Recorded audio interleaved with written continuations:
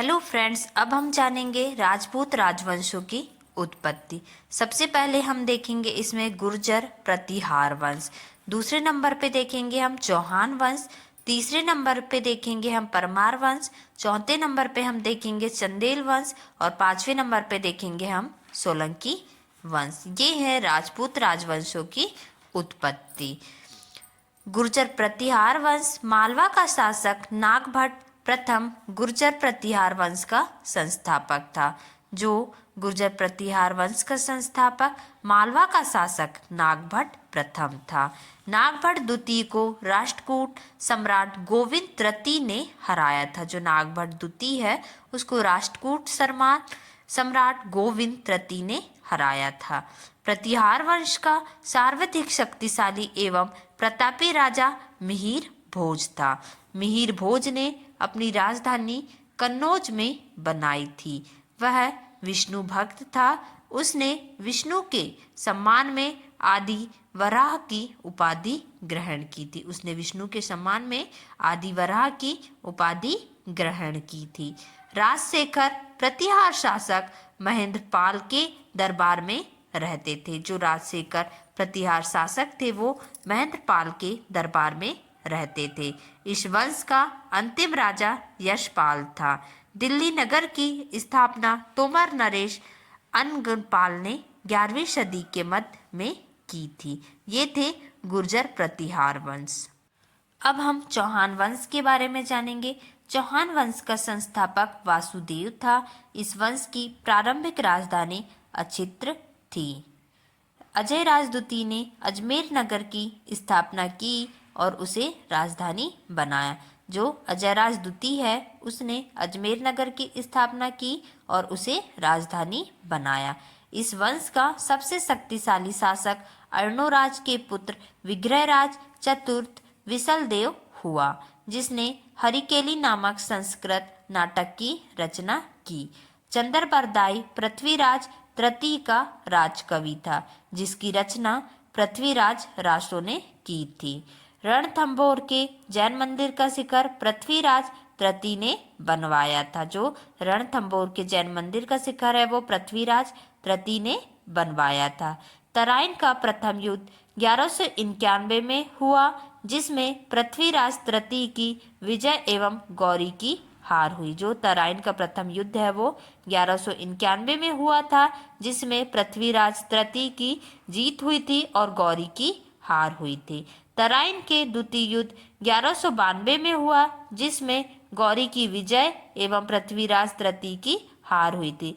तराइन का द्वितीय युद्ध फिर से हुआ, जिसमें गौरी की जीत हुई एवं पृथ्वीराज तृतीय की हार हुई थी। ये थे चौहान वंश की जानकारी। अब हम परमार वंश के बारे में जानेंगे। परमार वंश का संस्थापक उपेंद्र राज था। इसकी राजधानी धारा नगरी थी। प्राचीन राजधानी उज्जैन। राजा भोज ने भोपाल के दक्षिण में भोजपुर नामक झील का निर्माण कराया। जो राजा भोज थे उन्होंने भोपाल के दक्षिण में भोजपुर नामक झील का निर्माण करवाया।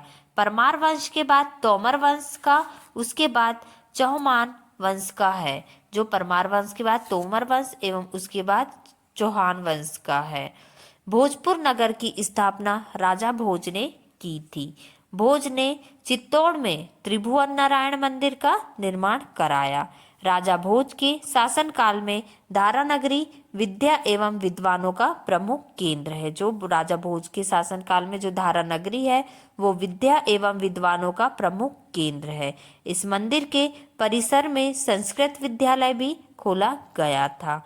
भोज ने अपनी राजधानी में सरस्वती मंदिर का निर्माण करवाया था। कविराज की उपाधि से विभूषित शासक था राजा भोज। राजा भोज को कविराज की उपाधि से विभूषित किया गया था। ये था परमार वंश। अब हम चंदेल वंश के बारे में जानेंगे। प्रतिहार साम्राज्य के पतन के बाद बुंदेलखंड की भूमि पर चंदेल वंश का स्वतंत्र राजनीतिक इतिहास प्रारंभ हुआ। बुंदेलखंड का प्राचीन नाम जेजाक भुक्ती है। जो बुंदेलखंड का प्राचीन नाम क्या है? जेजाक भुक्ती है। चंदेल वंश का संस्थापक है नन्नुक। इसकी राजधानी खजुराहो थी। प्रारंभ में इसकी राजधानी कलिंजर महोबा थी। राजा धंग ने अपनी राजधानी कलिंजर से खजुराहो में स्थानांतरित की थी। चंदेल वंश का प्रथम स्वतंत्र एवं सबसे प्रतापी राजा यशोवर्मन था। यशोवर्मन ने कन्नौज पर आक्रमण कर प्रतिहार राजा देवपाल को हराया तथा उससे एक विष्णु की प्रतिमा प्राप्त की, जिसे उसने खजुराहो के विष्णु मंदिर में स्थापित की। जो यशोवर्मन था उसने कन्नौज पर आक्रमण कर प्रतिहार राजा देवपाल को हराया था, उससे एक विष्णु की प्रतिमा प्राप्त की। उसने क्या किया, एक विष्णु की प्रतिमा को लिया जिसे उसने खजुराहो के विष्णु मंदिर में स्थापित कर दी। धंग ने जिम्मनाथ, विश्वनाथ एवं वैद्यनाथ मंदिर का निर्माण करवाया। कंदरिया महादेव मंदिर का निर्माण धंगदेव द्वारा 999 ईसा में किया गया था। धंग ने गंगा जमुना के संगम में शिव की आराधना करते हुए अपने शरीर का त्याग किया। जो धंग था उसने गंगा जमुना के संगम में शिव की आराधना करते हुए अपने शरीर का त्याग किया। ये था चंदेल वंश की जानकारी। अब हम सोलंकी वंश के बारे में जानेंगे। सोलंकी वंश का संस्थापक मूलराज प्रथम थे। इसकी राजधानी अहिलवाड़ा थी। मूलराज प्रथम शैव धर्म के अनुयायी थे। भीम प्रथम के शासनकाल में मोहम्मद गजनी ने सोमनाथ के मंदिर पर आक्रमण किया। सोलंकी वंश का अंतिम शासक भीम द्वितीय था।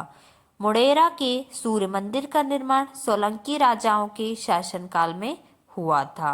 भीम प्रथम के सामंत विमल ने आबू पर्वत पर दिलवाड़ा का प्रसिद्ध जैन मंदिर बनवाया था। सोलंकी वंश का प्रथम शक्तिशाली शासक जयसिंह सिद्धराज था। प्रसिद्ध जैन विद्वान हेमचंद्र जयसिंह सिद्धराज के दरबार में था। सिद्धपुर में रुद्र महाकाल के मंदिर का निर्माण जयसिंह सिद्धराज ने किया था। सोलंकी वंश का अंतिम शासक भीम द्वितीय था। ये था सोलंकी वंश।